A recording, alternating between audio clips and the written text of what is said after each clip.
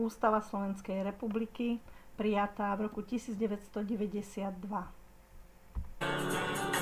Ústava Slovenskej republiky vychádza zo Všeobecnej deklarácie ľudských práv, ktorá bola prijatá Organizáciou spojených národov 10. decembra 1948.